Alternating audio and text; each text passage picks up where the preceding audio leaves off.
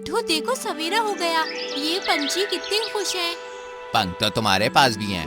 तुम्हारे पास भी तो टांगे हैं, फिर तुम क्यों दूसरों की तरह नहीं भागते? गांव में एक बूढ़ा आदमी रहता था और उसके मरने के बाद लोगों ने उसके पंछी और कुत्ते को घर के आंगन में बांध दिया।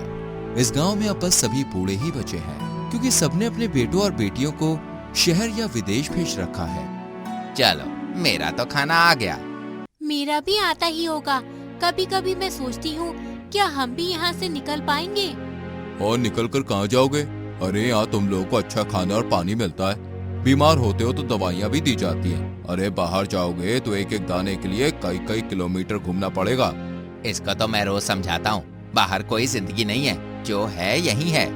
अरे वाह, तुम तो बहुत ही समझदार हो। वक्त तेजी से बीत रहा था। बूढ़े लोग और बूढ़े होते जा रहे थे। ऐसे में कुछ तो स्वर्ग भी सिधार गए थे।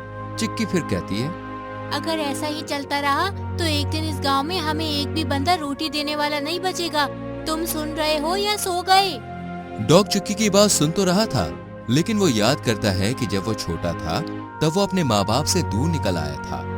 दूसरे मोहल्ले में वो खो सा गया था। तभी दूसरे कुत्ते उसे अपना शिकार बनाने के लिए दौड़ते हैं। तभी एक अंकल उसे अपनी गोद में उठाते हैं और उन कुत्तों को भगा देते हैं। तुम नहीं समझोगी। और ये कहते हुए डॉग फिर से सो जाता है। इसे लगता है कि मैं नहीं समझूंगी, पर इसे कौन बताए?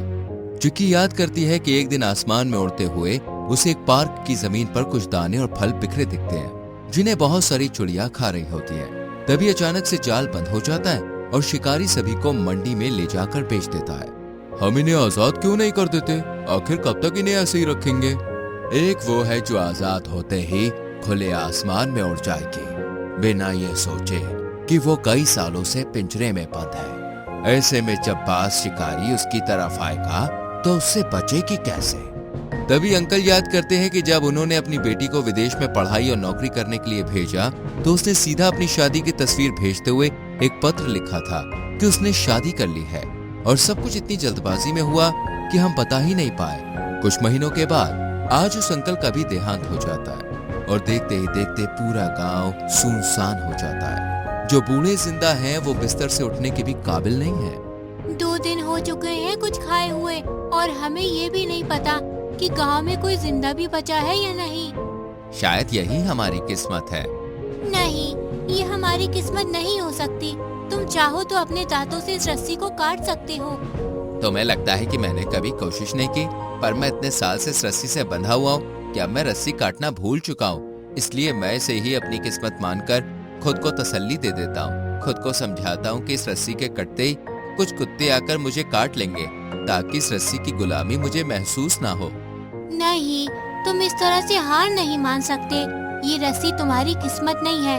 तुम भी दूसरे कुत्तों की तरह भाग सकते हो। तुम भी कीचड़ में लोटपोट हो सकते हो। तुम्हें बस कोशिश करनी है। सोचो, किसी बड़े पक्षी ने मुझे खा लिया है और अब तुम उससे बदला ले रहे हो। बस सोचो और काटो। डॉग चिक्की की बात मानकर रस्सी को काटना शुरू करता है। और ये हो गया। चलो, मेरा पिंजरा भी खोलो। पता नहीं कितने सालों के बाद मेरे गले से ये रस्सी निकली है। दिल कर रहा है कि बस अब भागता ही चला जाऊं। और अब मैं बस आसमान में उड़ जाना चाहती हूँ और कभी जमीन की तरफ देखूंगी भी नहीं। तो क्या अब समय आ गया है? हाँ, हम फिर मिलेंगे। हाँ हाँ, क्यों नहीं। तो एक रेस हो जाए। 1 2 3।